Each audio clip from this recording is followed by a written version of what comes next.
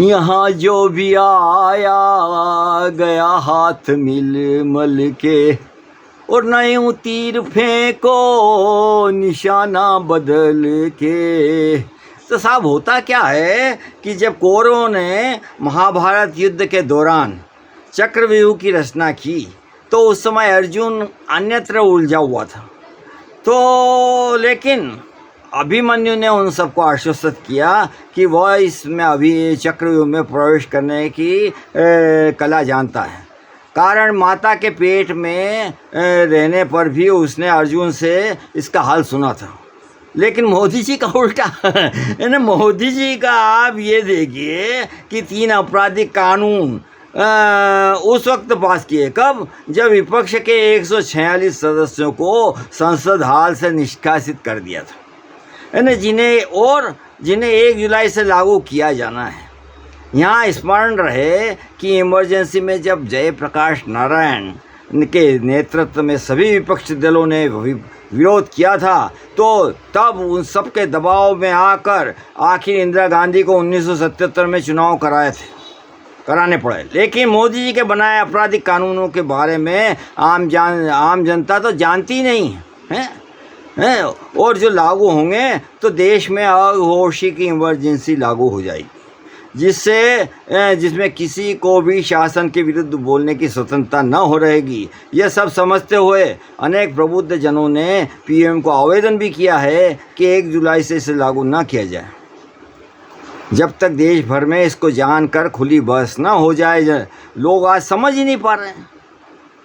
क्या नहीं समझ रहे हैं कि जिस मोदी को उन्हें सत्ता के लिए स्पष्ट बहुमत तक नहीं दिया, वही सत्ता के लोग भी एनडीए के सहयोगियों के साथ मिलकर इमरजेंसी लगाकर 140 करोड़ लोगों की सरकार के विरोध में विचार प्रकट करने की स्वतंत्रता भी मोदी जी 1 जुलाई से कानूनन अपराध की श्रेणी में लाना चाहते हैं।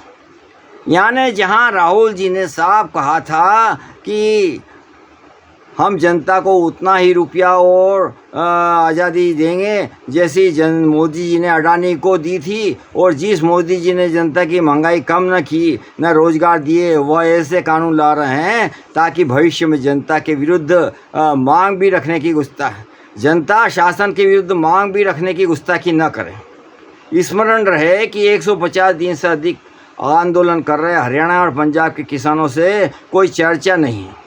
इन्हें मणिपुर से साल भर से अधिक समय से हल निकालने की, मणिपुर में जो आंदोलन चल रहा है, जो भी हो रहा परेशानी लोगों को, उसका हल निकालने की तो सोचियो छोड़ो।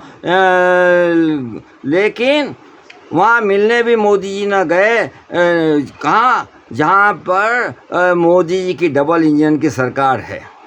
साफ है कि जनता को सड़क पर साथ आकर सब सारी जनता 140 करोड़ लोगों को सड़क पर आकर ही विरोध दर्ज करना पड़ेगा, और वरना ये मोदी जी के कान पे जूं नहीं रहेंगी।